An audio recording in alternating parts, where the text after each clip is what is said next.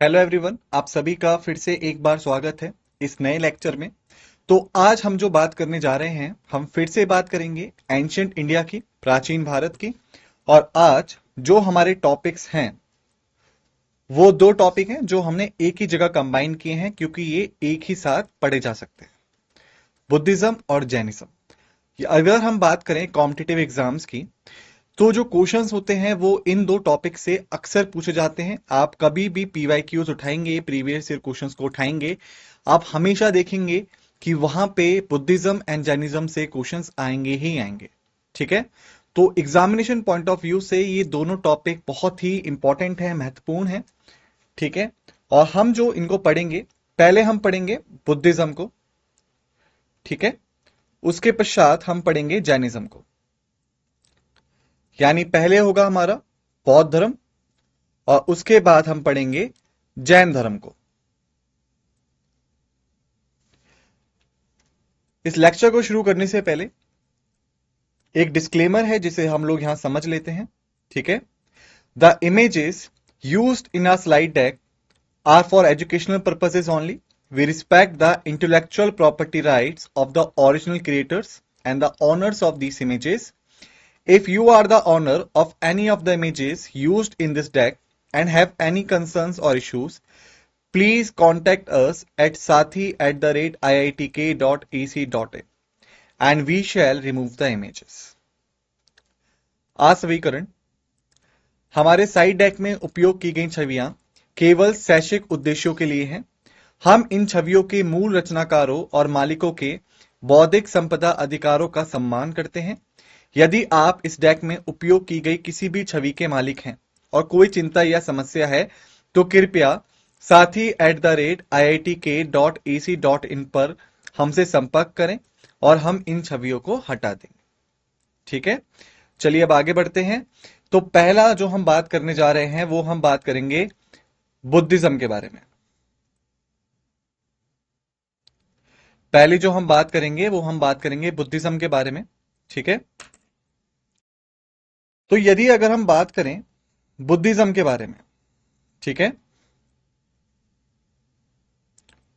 या बौद्ध धर्म के बारे में, तो हमें जो शुरुआत करनी चाहिए वो शुरुआत करनी चाहिए इसके फाउंडर से, कि किसने इसको फाउंड किया और तथा इनका ओरिजिन कैसे हुआ।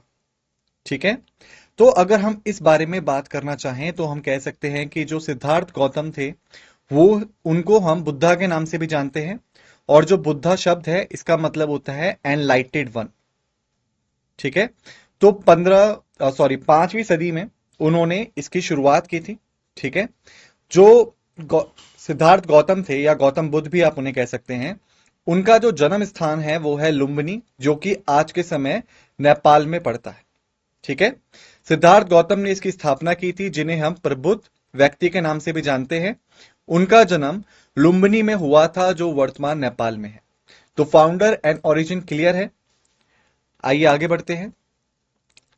अगर हम एक फॉर्मल इंट्रोडक्शन लें बुद्धिज्म के बारे में, या फिर हम समझने की कोशिश करें कि बुद्धिज्म असल में चीज क्या है, इस धर्म के बारे में हम जानने की कोशिश करें, तो हम ये कह सकते हैं कि बौद्ध एक धर्म है और दर्शन है जिसकी स्थापना सिद्धार्थ गौतम ने की थी, जिनको हम बुद्ध के नाम से भी जानते हैं।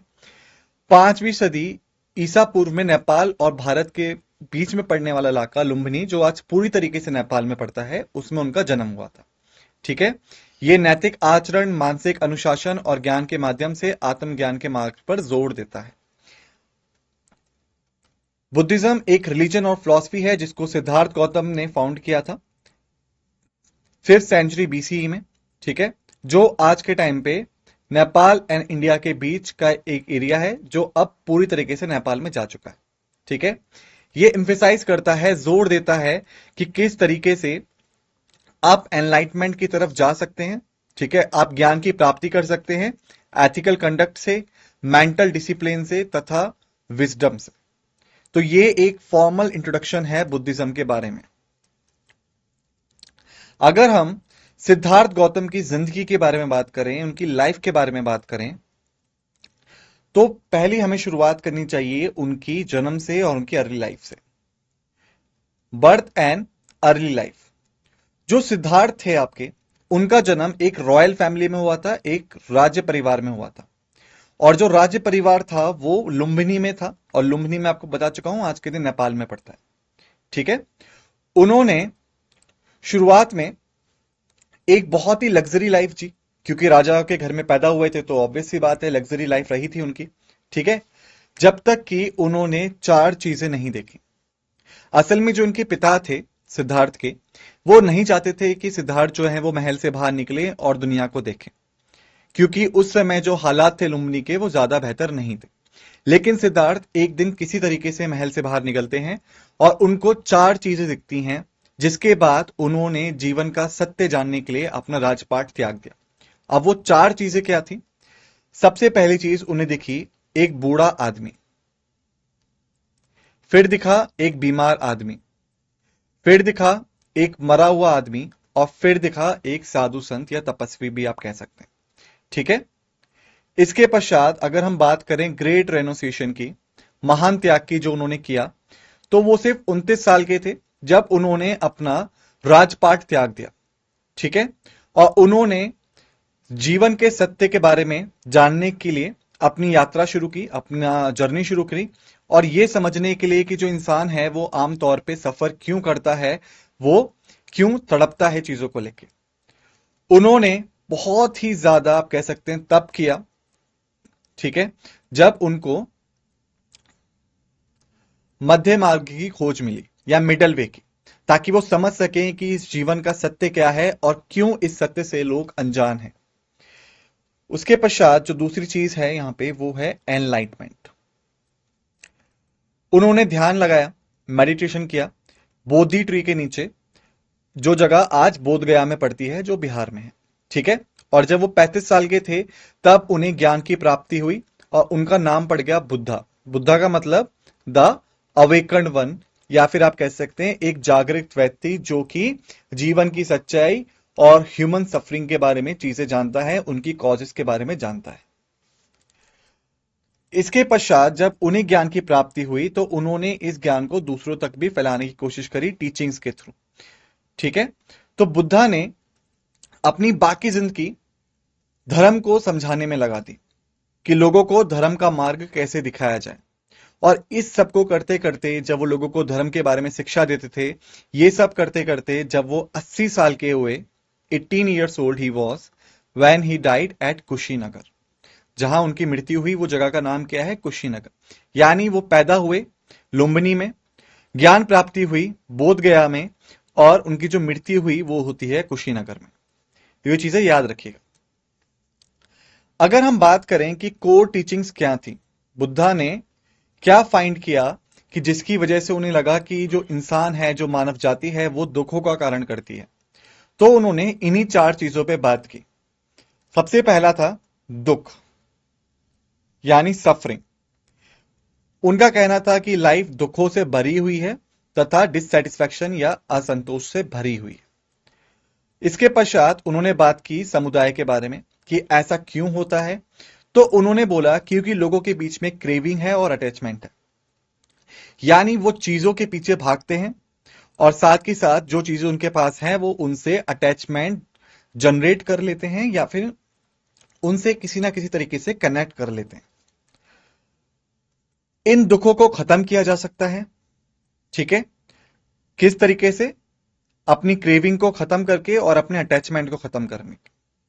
अब इसको किया कैसे जाए, कौन सा मार्ग होगा, कौन सा आपको पाथ फॉलो करना है इस चीज के लिए? तो उन्होंने बोला कि आपको 8 चीजें करनी है, जिसको हम कहते हैं नोबल एट फोल्ड पाथ। ठीक है। आर्य अष्टांगिक मार्ग, जिसके तरीके को फॉलो करके आप इन चीजों से आजाद हो सकते हो। इस दुनिया की बुराइयों से, इस दुनिया की सफरिंग से आप आजाद हो सकते हो। अब वो 8 चीजें क्या थी ये समझने की कोशिश करते हैं। पहली जो चीज थी वो थी आपकी राइट अंडरस्टैंडिंग, यानी सही समझ। Understanding the nature of reality and the path of transformation. इस प्रकृति की, हमारे आसपास की चीजों की वास्तविकता को जानिए, इनकी रियलिटी को जानिए। और जब आप इनकी रियलिटी को जान जाएंगे, इनको परिवर्तित कैसे किया जा सकता है, इनको बदला कैसे जा सकता है, आप ये भी समझ जाएंगे। तो ये थी आपकी राइट अंडरस्टैंडिंग। इसके पश्चात राइट इंटेंट, सही इरादा, commitment to ethical and mental self improvement, यानी नैतिक और मानसिक आत्म सुधार के लिए प्रतिबद्धता। चीजों को जानने के बाद आप कमिटेड होने चाहिए कि आप इन चीजों को बदलेंगे, आप अपने आप को सुधारेंगे। उसके पश्चात right speech, speaking truthfully and kindly, यानी सच और दयालुता से बोलना। आप झूठ नहीं बोलेंगे, आप अपने आप को हमेशा सच के समक्ष ही रखेंगे। Right action, ethical conduct and non harming behaviour, यानी आप जब भी किसी से बात करेंगे आपका आचरण नैतिक होना चाहिए तथा आपका गैर हानिकारक व्यवहार होना चाहिए लोगों की तरफ, यानी आप हिंसा नहीं करेंगे, उन्हें चोट नहीं पहुंचाएंगे। Right livelihood, earning a living in a way that does not harms others, यानी जो आपको जीने के लिए पैसा चाहिए या चीजें चाहिए आप उन्हें कमाएंगे लेकिन इस तरीके से कि दूसरों को नुकसान ना पहुंचे। इसके पश्चात right effort, cultivating positive states of mind and eliminating negative ones, यानी आप हमेशा अपने दिमाग में ये रखेंगे कि जो चीजें हैं उनका एक सकारात्मक अवस्था है, पॉजिटिव स्टेटस, यानी आप चीजों के बारे में हमेशा पॉजिटिव ही सोचें, आप नेगेटिव ना सोचें। Right mindfulness, developing awareness and attention in the present moment, यानी ना आपको पास्ट का सोचना है ना फ्यूचर का सोचना है, बल्कि आपको अभी का सोचना है कि अभी आप क्या कर रहे हैं, इसके बाद आपको क्या करना है। इसके बाद आता है आपका राइट कंसंट्रेशन, यानी कि आपको अपने दिमाग को शांत रखना होगा अगर आपको बाकी चीजें करनी है। और दिमाग को शांत रखने का एक ही तरीका है कि ध्यान लगाइए, मेडिटेशन कीजिए, ताकि आपके दिमाग में क्लैरिटी हो और तथा आप फोकस कर पाए, कंसंट्रेट कर पाए। तो ये थे आपके 8 फोल्ड पाथ्स जो कि लॉर्ड बुद्धा ने बोले कि अगर आप उनको फॉलो करते हैं तो आपको भी ज्ञान की प्राप्ति हो सकती है। ठीक है। अब जब बुद्धिज्म को फाउंड किया गया तो स्टार्टिंग में बुद्धिज्म में कोई भी ऐसी आप कह सकते हो ब्रांच नहीं थी। स्टार्टिंग में कोई ब्रांच नहीं थी जब बुद्धा ने उसे फाउंड किया, लेकिन वक्त के साथ साथ जब बुद्धिज्म फॉलो आप कह सकते हैं फैलना स्टार्ट हुआ, ठीक है, जब वो लोगों के पास गया तो लोगों ने अपनी तरीके से उसमें कुछ मॉडिफिकेशंस की, कुछ नई चीजें ऐड की, जिसके बाद कई सारी ब्रांचेस जो थी वो बुद्धिज्म में भी जनरेट हो गई। तो यदि हम बात करें इन मेजर ब्रांचेस की बुद्धिज्म की, सबसे पहला है हमारा तेरावड़ा बुद्धिज्म। ठीक है, जो आपका तेरावड़ा बुद्धिज्म है इसकी लोकेशन आपको मिलेगी श्रीलंका में, थाईलैंड में, म्यांमार में, लाओस में और कंबोडिया में। यानी ये इलाके सब भारत से बाहर के हैं, इंडिया से बाहर के हैं। ठीक है। इसके बाद ये लोग जो स्क्रिप्चर फॉलो करते हैं, जो धर्म ग्रंथ फॉलो करते हैं, वो है आपका पाली कैनन, ठीक है, टी पिटाका। इनका जो फोकस है वो है personal enlightenment through the monastic path, यानी आपको साधु संतों की तरह, मठवासियों की तरह रहना होगा, तभी आपको व्यक्तिगत ज्ञान मिल सकता है, अपनी समझ मिल सकती है। ठीक है। इसके बाद दूसरा आता है हमारा महायान बुद्धिज्म। महायान बुद्धिज्म की लोकेशन की बात करें तो वो आपको China, Japan, Korea, Vietnam, Tibet में मिलेगा। ठीक है। फिर से हम कह सकते हैं कि भारत के बाहर के इलाकों में जो स्क्रिप्चर ये लोग फॉलो करते हैं, धर्म को फॉलो करते हैं, वो है सूत्रा, जो कि संस्कृत में लिखे हुए हैं।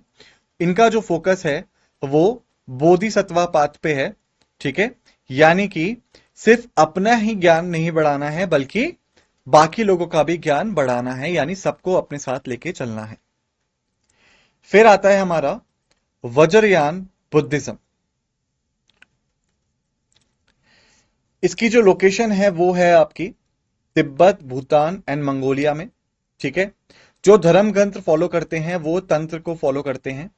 इनका जो फोकस है वो है esoteric practices and rituals to achieve enlightenment swiftly, यानी ये मेडिटेशन पे ज्यादा बिलीव नहीं करते, ये बाकी चीजों पे ज्यादा बिलीव नहीं करते। ये मानते हैं कि हमारे पास तंत्र हैं, हमारे पास विद्याएं हैं, उनको अगर हम फॉलो करें तो हमें ज्ञान की प्राप्ति जल्दी होगी और हमें कई सारे अनुष्ठान या फिर कई सारे रिचुअल्स फॉलो करने चाहिए जिसकी वजह से हमें ज्ञान की प्राप्ति जल्दी हो।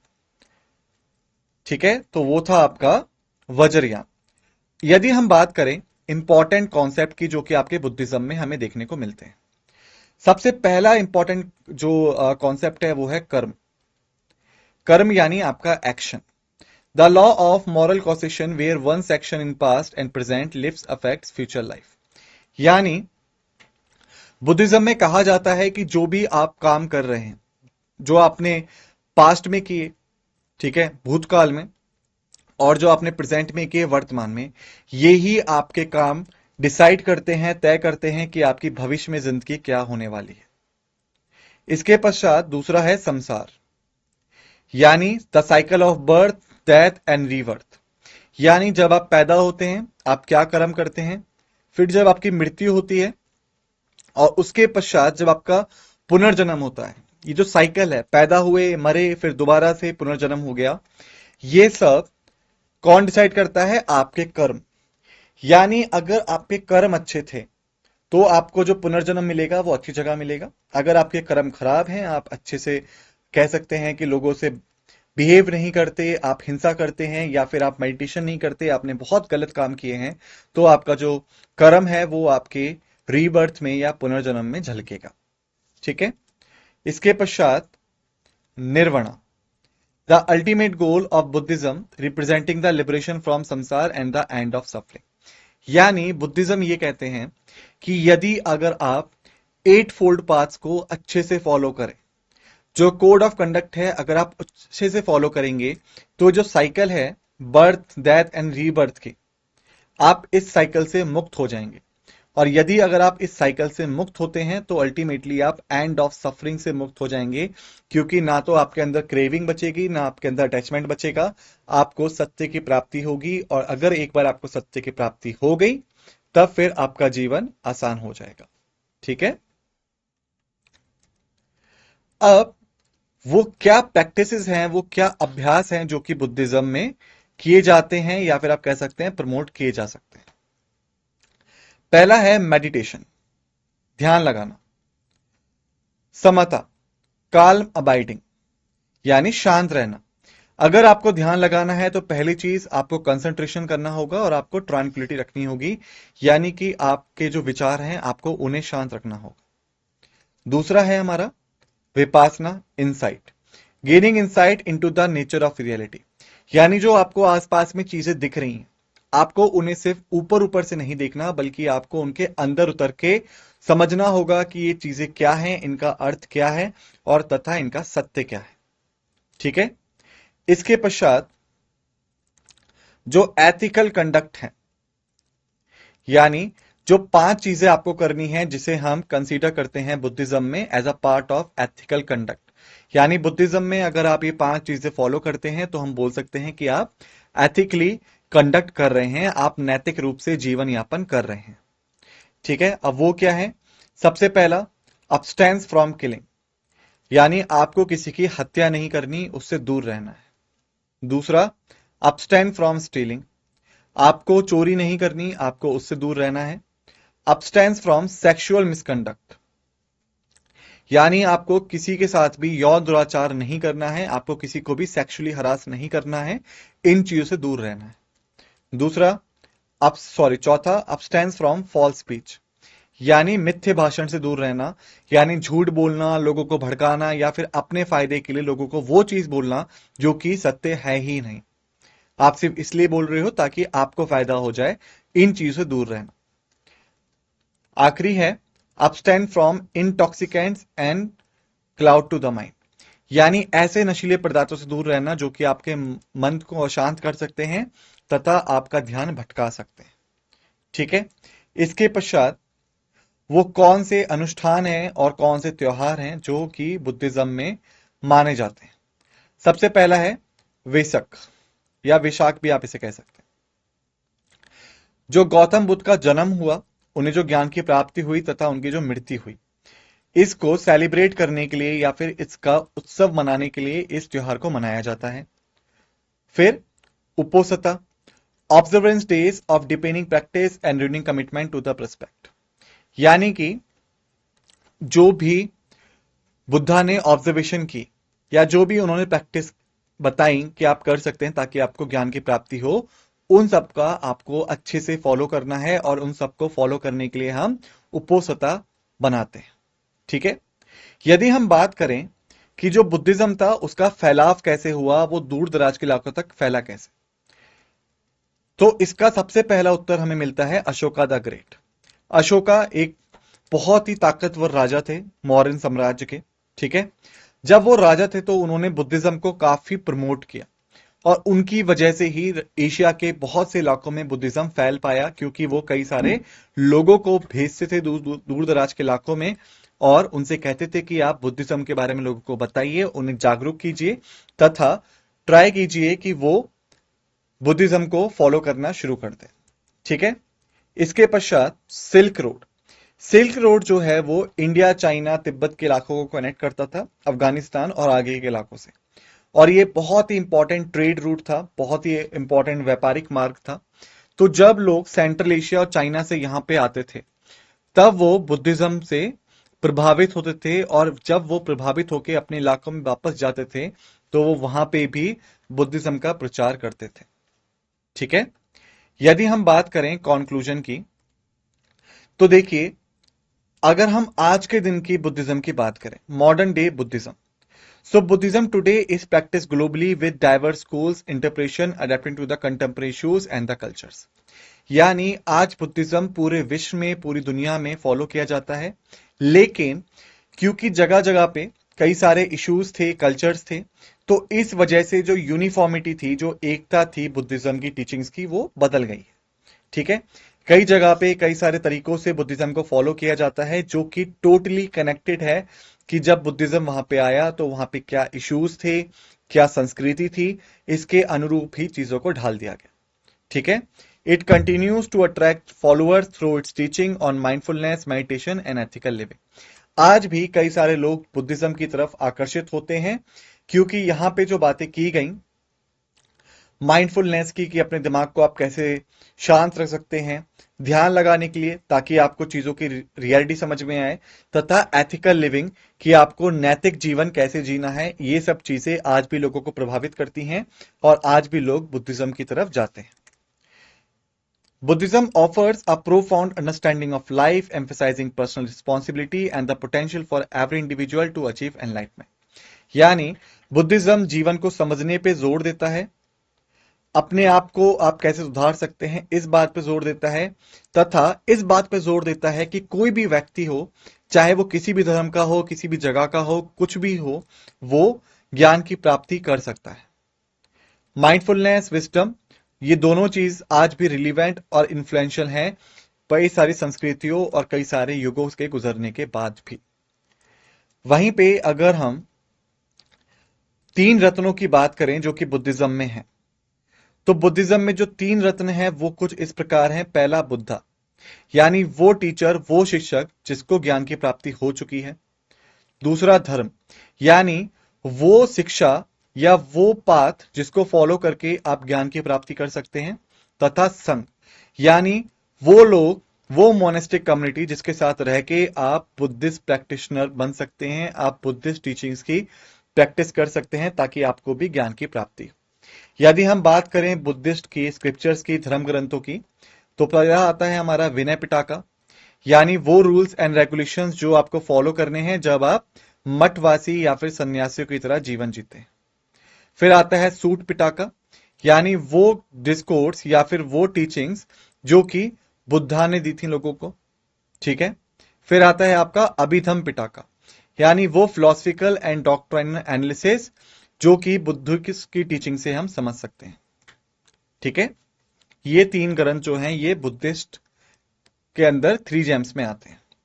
वही हम बात करें स्प्रेड ऑफ बुद्धिज्म में, तो हमें सेक्ट्स ऑफ बुद्धिज्म देखने को मिलते हैं। ठीक है।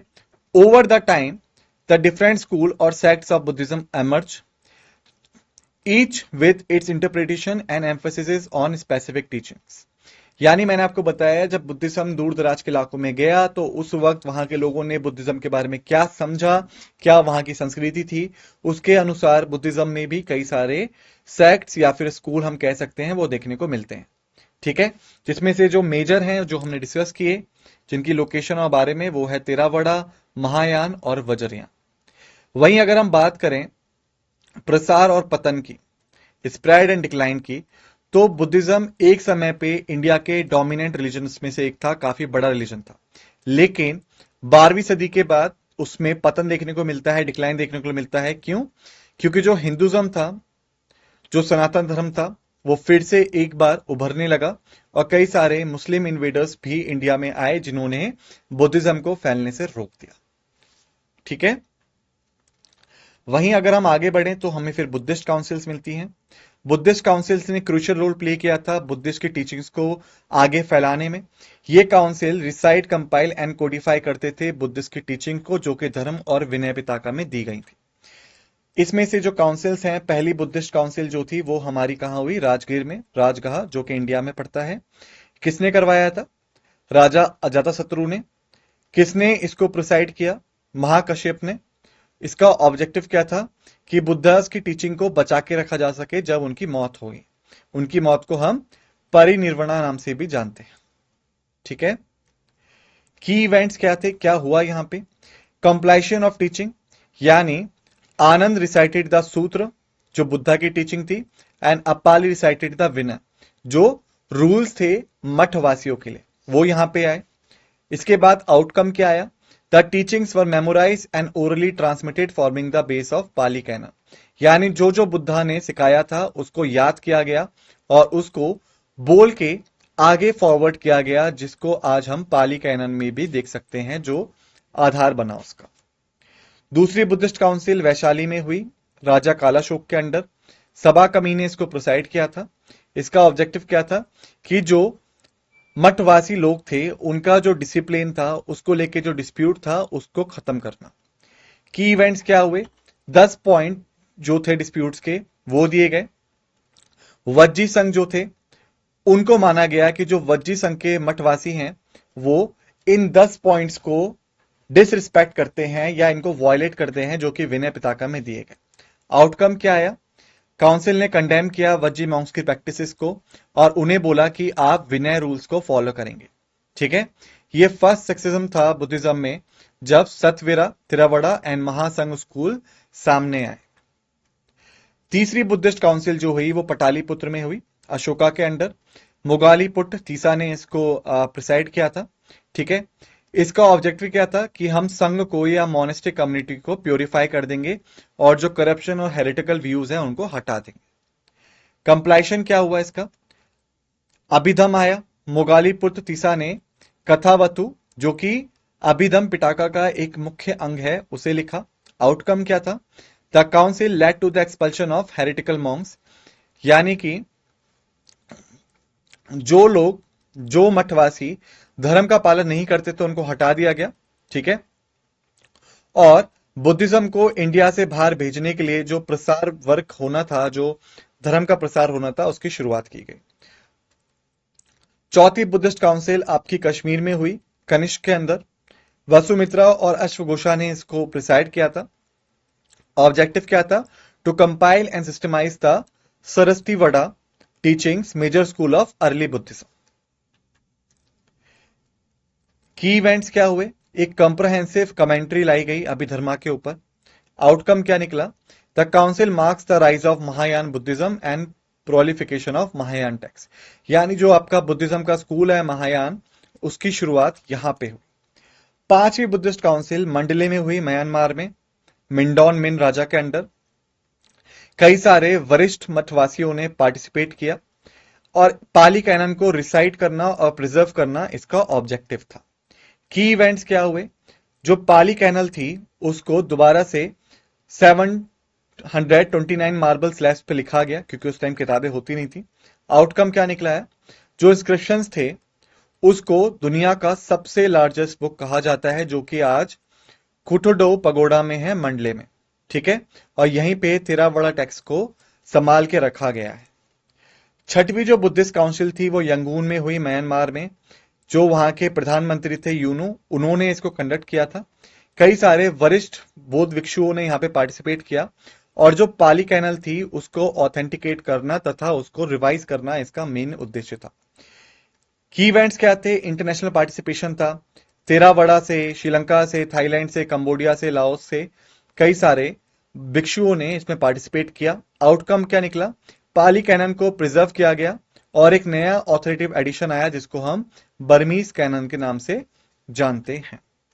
ठीक है, सिग्निफिकेंस क्या था इन काउंसिल्स का?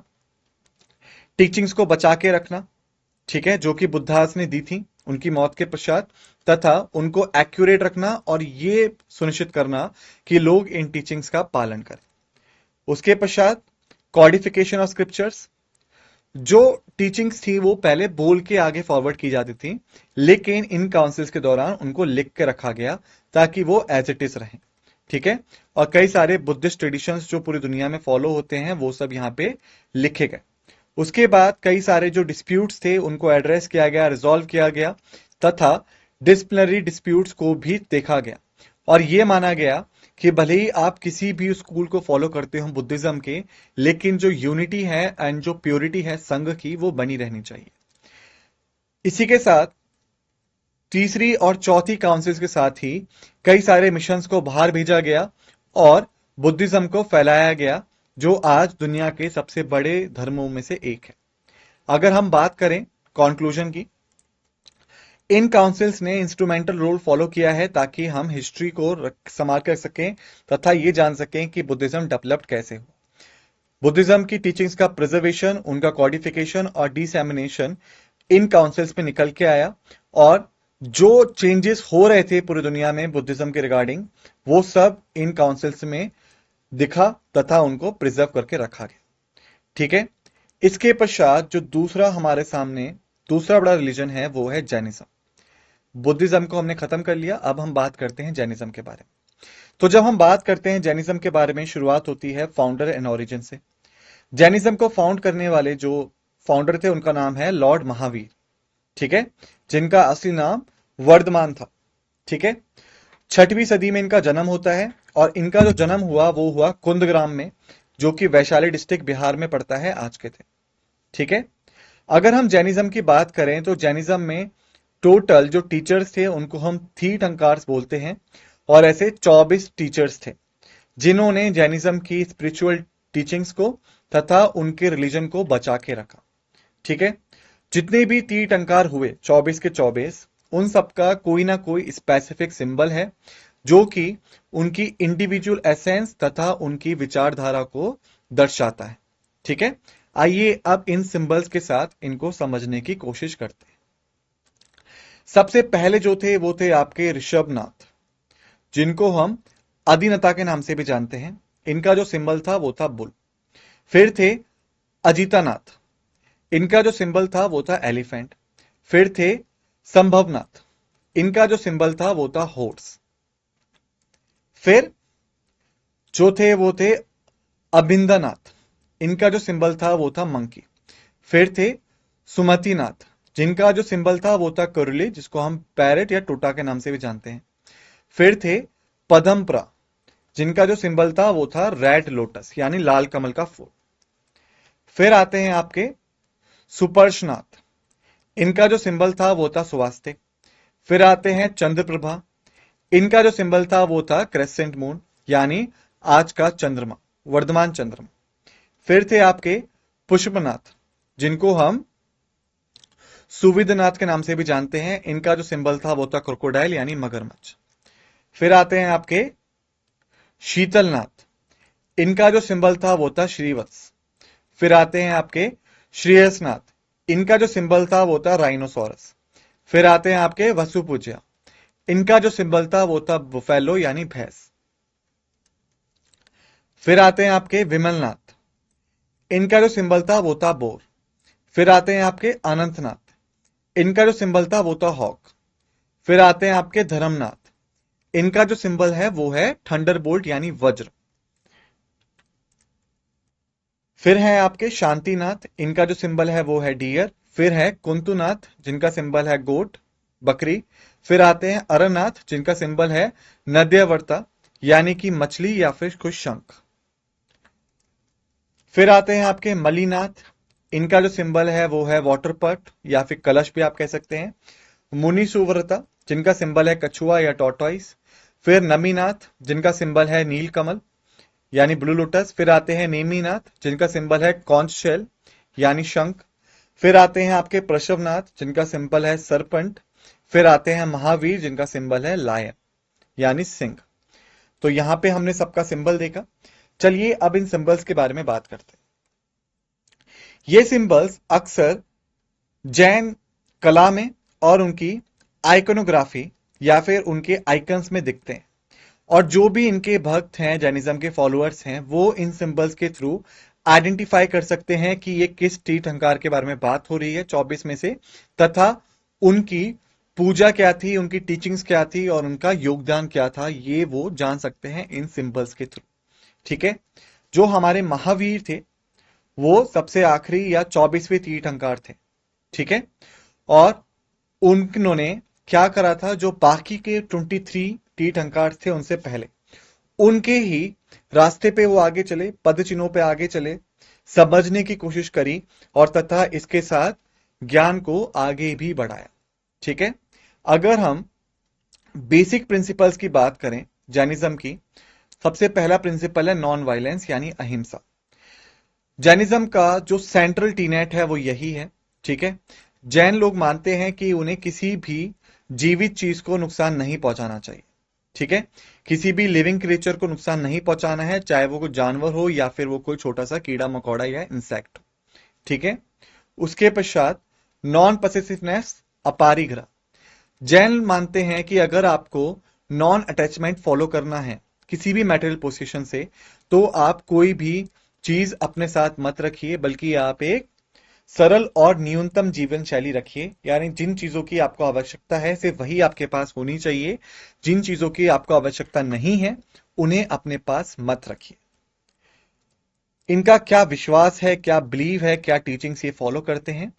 पहला, कर्मा एंड रीइंकारनेशन, यानी कर्म और उसकी वजह से हुआ पुनर्जन्म।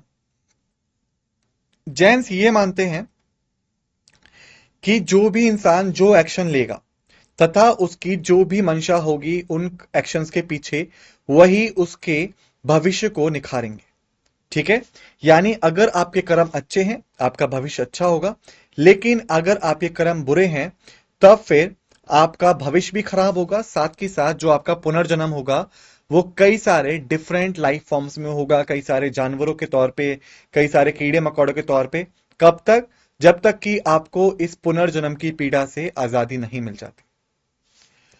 वहीं अगर हम बात करें संसार की और मोक्ष की, तो इसके बारे में जैन्स क्या मानते हैं? जैन्स मानते हैं कि जो साइकिल है बर्थ की, डेथ की, ठीक है, strive to attain the liberation from this cycle by shedding all karmas through special practice. यानी जन्म लेने से लेकर मृत्यु, फिर जन्म लेने से फिर मृत्यु, ये जो साइकिल है, अगर आपको इससे अलग होना है और आपको यूनिवर्स की ताकत से मिलाप करना है, यानी आपको यूनिवर्स में जाके मिल जाना है, तो आपको अपने सभी कर्मों को सुधारना होगा और इसके लिए आप स्पिरिचुअल प्रैक्टिसेस को फॉलो कर सकते हैं, आप सही टीचिंग्स को फॉलो कर सकते हैं। वहीं अगर हम स्क्रिप्चर्स की बात करें तो जैनिज्म सैक्रेड ट्रैक्स जो हैं, जिनको हम अगामास या जैन सूत्रास के नाम से जानते हैं, ये जो आपके स्क्रिप्चर्स हैं या ग्रंथ हैं, ये लॉर्ड महावीरा की चीजों को संभाल के रखते हैं और इन्हें हम दो कैटेगरीज में बांटते हैं, अंग और उपंग। ठीक है। अगर हम 3 रत्नों की बात करें जैनिज्म की, तो वो क्या है? Right view. ठीक है। यानी जो आपकी शिक्षा थी तीर्थंकर्स की, तथा उनका जो कहना था ट्रू नेचर ऑफ रियलिटी के बारे में, आपको उसमें यकीन रखना होगा, आपको उसमें विश्वास रखना होगा। तथा उसके बाद राइट नॉलेज, यानी आपको सही समझ लेनी होगी आपकी सोल के नेचर के बारे में, आपके कर्मों के नेचर के बारे में, और इसके साथ आप कैसे ज्ञान प्राप्त कर सकते हैं या फिर आप कैसे मुक्ति के मार्ग पर जा सकते हैं उसके बारे में। राइट कंडक्ट, यानी आपको किसी को हिंसा नहीं पहुंचानी है जब आप जीवित हो, तब आपको हमेशा सच बोलना है, आपको चोरी नहीं करनी, आपको कोई चीज अपने पास नहीं रख के रखनी, तथा आपको हमेशा नॉन अटैचमेंट फॉलो करना है। यानी जो चीज आपको संसार ने दी है वो संसार वापस भी ले लेगा, आपको इसके बारे में दुखी होने की कोई जरूरत नहीं है। ठीक है। जैनिज्म में भी 2 मेजर सेक्ट्स हैं, दिगंबर और शतंबर। दिगंबर जो हैं वो संत हैं और वो कह सकते हैं आप साधु संत हैं या फिर वो नन्स हैं जो कि कपड़े नहीं पहनते हैं, वस्त्र धारण नहीं करते हैं। ठीक है, क्यों? क्योंकि वो बोलते हैं जो वस्त्र है वो भी मैटेरियल पोजीशन है, और अगर हम उसको धारण करते हैं तो फिर हम नॉन अटैचमेंट को फॉलो नहीं कर सकते। ठीक है, इसलिए वो कपड़े नहीं पहनते। जो आपके श्वेतंबर हैं वो मॉन्क्स हैं या वो नन्स हैं जो कि कपड़े पहनते हैं। ठीक है, और वो मानते हैं कि अगर आपको लिबरेशन अटेंड करना है तो आप कपड़े भी पहन सकते हैं, लेकिन वो कपड़े सिर्फ आपकी जरूरत अनुसार होने चाहिए, वो मैटेरियलिस्टिक नहीं होने चाहिए। ठीक है, यदि हम बात करें इनके ओरिजिन एंड सेपरेशन के बारे में, तो पहले हम बात करते हैं सेपरेशन के बारे में। तो जो श्वेतंबर हैं और जो दिगंबर हैं वो लगभग 30वीं सदी से लेके 1वीं सदी के आसपास थे। ठीक है, और ये जो समय था ये भुखमरी और पलायन का समय था जैन हिस्ट्री में। ठीक है, अगर हम बात करें इनके कारणों की कि ये सेपरेट क्यों हुए, तो जो मॉनेस्टिक प्रैक्टिसेस थी और जो इंटरप्रिटेशन थे टीचिंग्स को लेके महावीर की, उसकी वजह से ये स्प्लिट हो गए। यानी दिगंबर्स का मानना था कि महावीर ने ये कहा, श्वेतंबर्स का मानना था महावीर ने ये कहा, और जो ये समझे उसके अकॉर्डिंग इन्होंने अपने आप को डिवाइड कर दिया। ठीक है, जो मेन लोग थे जिन्होंने इस डिवीजन में हिस्सा लिया वो थे भद्रबहु। ठीक है, जो कि साउथ इंडिया चले गए ताकि वो उस भुखमरी से बच सके। ठीक है, और जो उस्तुलभद्र थे वो तब भी नॉर्थ में रुके अपने फॉलोअर्स के साथ। ठीक है, वहीं पे अगर हम बात करें मठवासी पोशाक की या मोनेस्टिक अटायर्स की जो ये लोग पहनते हैं, श्वेतंबर जो हैं वो हमेशा सफेद कपड़े पहनेंगे। श्वेतंबर मतलब ही सफेद होता है। ठीक है, वहीं हम बात करें दिगंबर की, तो ये कोई भी वस्त्र धारण नहीं करते हैं, यानी ये दिखाते हैं कि हमने संसार से कोई चीज नहीं ली है। ठीक है, यानी दिगंबर का मतलब क्या है? आकाश वस्त्र पहने हुए या फिर कोई भी वस्त्र ना पहना हुआ व्यक्ति। वहीं अगर हम बात करें टेक्सचुअल डिफरेंसेस की जो हमें इन दोनों में देखने को मिलती है, श्वेतंबर जो है वो कैनिकल स्क्रिप्चर्स को फॉलो करते हैं, यानी अगाम्स को। ये मानते हैं कि ये जो है ये ओरिजिनल टीचिंग्स जो है महावीर की, वो इन अगाम्स में प्रिजर्व्ड हैं या संभाल के रखी गई। वहीं अगर हम बात करें दिगंबर्स की, तो ये श्वेतंबर के अगाम्स को नहीं मानते हैं। ये मानते हैं कि वक्त के साथ साथ जिन्होंने भी इन टेक्स्ट को लिखा उन्होंने कहीं ना कहीं इन टेक्स्ट को दूषित कर दिया या करप्टेड कर दिया, इसलिए ये वो ओरिजिनल टीचिंग्स नहीं है जो महावीर ने दी थी। ठीक है, और rely on such text as the Satkhandagama और काश्य पहुड़ा। ठीक है, वो यानी सख्त खडम्बा और काश्य पहुदा जैसे टेक्सेस पे विश्वास रखते हैं, ना कि उन टेक्स्ट पे जो श्वेतंबर फॉलो करते हैं। वहीं अगर हम महिलाओं के दृष्टिकोण से समझें, तो जो श्वेतंबर हैं वो मानते हैं कि जो महिलाएं हैं वो भी मोक्ष प्राप्त कर सकती हैं। इसके लिए उनको दूसरों का जीवन सुधारने में या फिर जो समाज है उसमें एक सिग्निफिकेंट रोल फॉलो करना होगा। ठीक है, जो दिगंबर हैं वो ये मानते हैं कि जो औरतें हैं वो मोक्ष प्राप्त नहीं कर सकती जब तक कि उनका पुनर्जन्म एक व्यक्ति के तौर पे या फिर आप कह सकते हैं मर्द के तौर पे ना हो। ठीक है, they do not have an order of nuns, women can only become ले फॉलोअर्स। यानी श्वेतंबर मानते हैं कि औरतें भी नन बन सकती हैं या फिर संत बन सकती हैं, लेकिन दिगंबर मानते हैं कि औरतें संत नहीं बन सकती, वो सिर्फ संतों को फॉलो कर सकती हैं।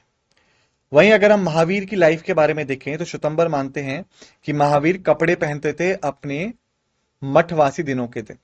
वहीं दिगंबर मानते हैं कि महावीर ने कभी कपड़े नहीं पहने जब वो मठवासी जीवन जी रहे थे। इसके बाद अगर हम मूर्ति पूजा की बात करें, तो जो तीर्थंकर की मूर्तियां हैं श्वेतंबर में, वो अक्सर कपड़े एंड ज्वेलरीज के साथ आपको देखने को मिलेंगे। ठीक है, और जो दिगंबर्स हैं वो हमेशा उन्हें न्यूड दिखाते हैं या नग्न अवस्था में दिखाते हैं, क्योंकि वो मानते हैं तीर्थंकर जो थे वो संसारिक जीवन में यकीन नहीं रखते थे। ठीक है, उनकी जो आइडल्स होंगे वो आमतौर पे सिंपल होंगे बिना ज्वेलरी के, और हमेशा जो उनकी आंखें होंगी वो नीचे की तरफ होंगी। लेकिन जो श्वेतंबरों की मूर्तियां होती हैं उसमें आंखें हमेशा रत्नों से जड़ित होती हैं या फिर उसमें कोई ना कोई ज्वेलरी का प्रयोग वो करते हैं। वहीं अगर हम आहार संबंधी या डाइटरी प्रैक्टिसेस की बात करें, तो जो श्वेतंबर है वो कई तरह के खाना खाने में यकीन रखते हैं, जैसे वेजिटेबल्स एंड डेयरी प्रोडक्ट्स। वहीं पे जो दिगंबर हैं वो काफी स्ट्रिक्ट हैं इन चीजों को लेके। वो जो चीजें जमीन में उगाई जाती हैं उनको नहीं खाते हैं। क्यों? क्योंकि वो मानते हैं कि इससे जो जीवित प्राणी हैं, जो लिविंग ऑर्गेनिज्म है, उन्हें आहत पहुंचता है। वहीं पे अगर हम बात करें मोनेस्टिक प्रैक्टिसेस की, श्वेतंबर मानते हैं कि जो मॉन्क्स हैं, नन्स हैं, ठीक है, वो एक कटोरा लेके जाएं और खाना इकट्ठा करके अपना जीवन यापन कर सकते हैं। वो मुहा पट्टी पहन सकते हैं ताकि जो उनके माउथ्स हैं वो बंधे रहें, ताकि जो माइक्रो ऑर्गेनिजम्स हैं उनको नुकसान ना पहुंचे। ठीक है। वहीं पे जो दिगंबर हैं वो कटोरे की जगह अपने हाथ में खाना इकट्ठा करते हैं और वो अपने मुंह को कवर नहीं करते, लेकिन अहिंसावादी सोच और फास्टिंग यानी उपवास का वो लोग बहुत ही स्ट्रिक्ट तरीके से पालन करते हैं, उसे बहुत ही स्ट्रिक्ट तरीके से वो मानते हैं। वहीं पे अगर हम बात करें जैन अगाम्स और नॉन अगाम लिटरेचर्स की, तो अगर हम बात करें अगाम लिटरेचर की सबसे पहले, तो अगाम एक कैनिकल स्क्रिप्चर है जैनिज्म का, जिसमें तीर्थंकर्स की टीचिंग्स को कंपोज करके रखा गया है, जिसमें सबसे मेन महावीर आते हैं। ठीक है। और जो श्वेतंबर हैं वो इनको अपना सबसे पवित्र टेक्स्ट मानते हैं, सबसे पवित्र ग्रंथ मानते हैं। ठीक है। जो श्वेतंबर के अगामास हैं, अगर उनको क्लासिफाई करें तो 45 टेक्स्ट में क्लासिफाइड होते हैं इन कैटेगरीज में। पहला अंग, ये 12 मेन टेक्स्ट हैं जो कि जैन फिलॉसफी, एथिक्स और कोस्मोलॉजी को कंडक्ट करते हैं। उपांग 12 सेकेंडरी टेक्स्ट हैं जो कि अंगों में बात की गई चीजों को डिटेल में एक्सप्लेन करते हैं। फिर परकरिनाक्स, ये 10 मिसलेनियस टेक्स्ट हैं जो कि रिचुअल्स, हाइम और डॉक्ट्राइन्स के बारे में बात करते हैं। फिर छेद सूत्रास, ये 6 टेक्स्ट हैं जो कि मठवासी अनुशासन या फिर मोनेस्टिक डिसिप्लिन पे फोकस करते हैं। मल सूत्रास, ये 4 टेक्स्ट हैं जो कि बेसिक प्रिंसिपल्स एंड प्रैक्टिसेस को फॉलो करते हैं। निर्युक्तिक्स, ये 4 कमेंट्रीज हैं एंड एक्सपोजिशन है जो कि बाकी चीजों का व्याख्यान करते हैं। की टेक्स्ट की हम बात करें, अचरंग सूत्र कंडक्ट एंड डिसिप्लिन के बारे में बात करते हैं। सूत्र कृतंग सूत्र जैन डॉक्ट्राइन्स एंड रिफ्यूट्स हेरिटिकल व्यूज, यानी जैन लोगों को क्या फॉलो करना चाहिए उसके बारे में बात करते हैं, तथा जो विचार आपको धर्म से दूर ले जाए उनका खंडन करते हैं। समावयन सूत्र, ठीक है, कई तरह की नॉलेज का व्याख्यान ये लोग करते हैं इस चीज में। वहीं सतनंग सूत्र, ये क्लासिफाई करते हैं और सिस्टमाइज करते हैं जैन नॉलेज को। फिर अगर हम दिगंबर व्यूज की बात करें अगमास को, यानी दिगंबर्स का क्या सोचना है अगमास के बारे में, सबसे पहली चीज नॉन एक्सेप्टेंस। दिगंबर श्वेतंबर्स के अगमास को एक्सेप्ट नहीं करते हैं। वो मानते हैं कि इन्होंने लॉस्ट कर दिया है या दूषित कर दिया है ओरिजिनल टीचिंग्स को महावीर की। ठीक है। जो की टेक्स्ट हैं जो ये लोग फॉलो करते हैं वो है शक्त खंडंगमा। ठीक है। यानी ये वो टेक्स्ट है या वो ग्रंथ है जो कि मेटाफिजिक्स या फिलॉसफी पे ध्यान आकर्षित करता है या फिर फोकस करता है। कश्य पहुड़ा, यानी जो पैशंस हैं, जो काशियाज हैं, जो कि आपकी स्पिरिचुअल प्रोग्रेस को रोक सकते हैं, यानी कि आपकी इच्छा है, काश मेरे पास ये हो, काश मेरे पास वो हो, अगर आपके दिमाग में ये विचार आ रहे हैं तो दिगंबर्स मानते हैं कि आपकी जितनी भी आध्यात्मिक प्रगति है मोक्ष की तरफ, वो सब रुक जाएगी, वो सब हिंडर हो जाएगी। वहीं पे अगर हम बात करें नॉन अगमा लिटरेचर के बारे में, डेफिनेशन क्या है इनकी। नॉन अगमा लिटरेचर कंप्राइज करता है उन टेक्स्ट को जो कि कॉनिकल स्क्रिप्चर्स के पार्ट नहीं है, लेकिन उसके पश्चात भी वो काफी ज्यादा सम्मानित हैं। क्यों? क्योंकि वो इसेंशियल पार्ट थे जैन लिटरेचर के। ठीक है। तो जो श्वेतंबर हैं उनका नॉन अगम लिटरेचर क्या है, कमेंट्रीज एंड एक्सप्लेनेशन, निरुक्तिस एंड भाषा।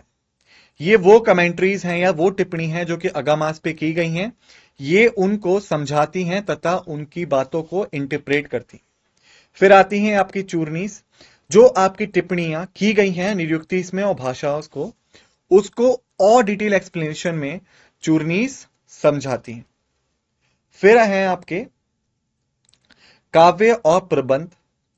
काव्य मतलब हो गया पोएटिक वर्क्स लाइक कुमारपाल प्रतिबोधा जो कि सोमदेव ने लिखे थे। इस तरह की चीजें आपकी काव्य में आती हैं। फिर आता है आपका प्रबंध, यानी आपके हिस्टोरिकल या बायोग्राफिकल नरेटिव्स हैं, जैसे प्रबंध चिंतामणि जो कि मेरुटुंगा ने लिखी थी। ठीक है। वहीं अगर हम दार्शनिक या फिर फिलोसफिकल टेक्स्ट के बारे में बात करें जो आपको चीजों के बारे में एक दूसरे तरीके से समझाते हैं, तो पहला इसमें जो हमारे पास है वो है हमारा तत्ववर्ता सूत्र। उमासवती ने इसको लिखा था, यूनिवर्सली एक्सेप्टेड टेक्स्ट है जैन फिलोसफी का, यानी दुनिया में कोई भी अगर जैन फॉलोअर है वो इस टेक्स्ट को एक्सेप्ट करता है, इसको मानता है। फिर गोमत सारा एक कॉम्प्रहेंसिव वर्क है जैन मेटाफिजिक्स पे, जिसे नेमी चंद्रा ने लिखा था। ठीक है। फिर अगर हम बात करें दिगंबरों की नॉन अगम लिटरेचर की, पहला फिलोसफिकल एंड एथिकल टेक्स्ट सबसे पहला है सम्यसारा। आचार्य कुंड कुंड ने इसको लिखा था, जो कि आत्मा तथा उसकी शुद्धता के बारे में बात करता है। फिर प्रवचन सारा, ये भी कुंड कुंडा ने लिखा था कि कैसे आप एथिकल कंडक्ट कर सकते हैं और इसके थ्रू आप कैसे स्पिरिचुअल प्रैक्टिसेस को फॉलो कर सकते हैं ताकि आपको मोक्ष की प्राप्ति हो, इसके बारे में इन्होंने बताया। फिर है आपका एपिक और हिस्टोरिकल वर्क्स। सबसे पहला आदि पुराण, ये एक एपिक पोएम है जिसे जीन सेन ने लिखा था। ऋषभनाथ की जो जिंदगी थी, जो सबसे पहले तीर्थंकर थे, उसके बारे में ये बताता है। फिर है आपका हरिवंश पुराण, इसको भी जीन सेन ने लिखा था। जो लॉर्ड नीमनाथ थे, जो आपके 22वें तीर्थंकर थे, उनकी जो कहानी थी, उनकी जो जीवन शैली थी, उसके बारे में ये हमें बताता है। वहीं पे अगर हम दार्शनिक टिप्पणियों के बारे में या फिर फिलोसफिकल कमेंट्रीज के बारे में बात करें, पहला है हमारा तत्ववर्ता सूत्र। ये वो कमेंट्रीज हैं जिसे कई सारे दिगंबर स्कॉलर्स ने दिया, और ये कई सारे डिफरेंट पर्सपेक्टिव्स आपको प्रदान करता है एक ही पार्ट के ऊपर। अगर हम बात करें आप कंक्लूजन की या निष्कर्ष की, चाहे वो अगम हो या नॉन अगम हो, ये जैन टीचिंग्स, फिलॉसफी और कल्चर्स के बारे में एक बेस हमें देते हैं, एक पूरी आप कह सकते हैं आधार हमें देते हैं। श्वेतंबर और दिगंबर जो डिफरेंट सेक्ट्स हैं, डिफरेंट चीजों को मानते हैं, डिफरेंट तरीकों से इंटरप्रेट करते हैं उन टेक्स्ट को जो कि जैन फिलॉसफी में लिखे गए। ठीक है। लेकिन दोनों ही ट्रेडिशन काफी अच्छी राइटिंग्स हमें प्रोवाइड करते हैं और हमें बताते हैं कि कैसे जो जैन हैं वो एथिकल लाइफ और स्पिरिचुअल लाइफ को जीते हैं। जो अगामाज हैं उन्होंने ओरिजिनल टीचिंग्स को प्रिजर्व करके रखा है महावीर की, जबकि जो नॉन अगामा हैं वो हमें बाकी और चीजों के बारे में जानकारी प्राप्त करवाते हैं, कमेंट्रीज के बारे में। ठीक है। और जैन के क्या प्रिंसिपल्स हैं उनके बारे में हमें जानकारी देते हैं। श्वेतंबर और दिगंबरा सेक्ट जो हैं ये दोनों ही जैन के कोर प्रिंसिपल्स पे यकीन रखते हैं। हालांकि इनकी जो प्रैक्टिसेस हैं उसमें आपको काफी अच्छा खासा डिफरेंस देखने को मिलेगा, इनके जो विश्वास हैं उसमें डिफरेंस देखने को मिलेगा, और किस तरीके से इंटरप्रेट करते हैं जैन स्क्रिप्चर्स को उसमें डिफरेंस देखने को मिलेगा। ठीक है। ये जो डिस्टिंक्शंस हैं, ये जो डिफरेंसेस हैं, ये जैनिज्म के अंदर डाइवर्सिटी या विविधता को दर्शाते हैं। ठीक है। और ये भी दर्शाते हैं कि किस तरीके से डिफरेंट कॉन्टेक्स्ट में और डिफरेंट कम्युनिटीज में जैन फिलॉसफी फैली और किस तरीके से उसको अडॉप्ट किया गया। ठीक है। वहीं अगर हम बात करें प्रैक्टिस एंड रिचुअल्स की, तो जैन जो हैं वो फास्टिंग करते हैं, उपवास करते हैं, और वो मानते हैं कि इससे वो अपनी आत्मा को तृप्त कर सकते हैं तथा अपनी मनोकामनाओं पे काबू पा सकते हैं। ठीक है। वहीं अगर हम बात करें वर्शिप को, तो जैन जो है वो तीर्थंकर्स को मानते हैं अपना देवता। ठीक है। और वो इनकी पूजा पाठ के लिए जैन टेम्पल्स या डेरा सार्ट्स में जाते हैं जहां पे पूजा करते हैं। वहीं अगर हम रेनुसिएशन की बात करें, तो कई सारे जैन जो हैं वो रेनुसिएशन की तरफ जाते हैं, यानी वो साधु संत बन जाते हैं। अगर वो औरत हैं तो साध्वीज बन जाते हैं, और फिर वो स्पिरिचुअल परसूट्स पे ध्यान एकत्रित करते हैं, यानी ध्यान लगाने पे या फिर इस जीवन की सच्चाई जानने में। अगर हम इंडियन कल्चर की बात करें तो इसमें जैनिज्म का क्या कंट्रीब्यूशन रहा है, तो इंडिया की संस्कृति हो, कला हो, लिटरेचर हो या आर्किटेक्चर हो, जैन का इसमें काफी अच्छा कंट्रीब्यूशन रहा है। ठीक है। कई सारी कार्विंग, स्क्रिप्चर्स जिन्हें हम आर्किटेक्चरल ब्रिलियंस के तौर पे भी जानते हैं, वो सब जैन धर्म से ही आई। तो स्टूडेंट्स, इस लेक्चर में हमने बुद्धिज्म एंड जैनिज्म के बारे में इंपॉर्टेंट फैक्ट्स को कवर कर लिया है, जहां से क्वेश्चन आपके एग्जामिनेशन में आते हैं। कृपया करके इन चीजों को अच्छे से याद कर लीजिएगा, रिवाइज कर लीजिएगा। ठीक है। आपका जो क्वेश्चन पेपर आता है वो इन्हीं चीजों से आता है, ये मैं आपको बता चुका हूं। इस नोट के साथ इस लेक्चर को समाप्त करते हैं। आप सभी का धन्यवाद।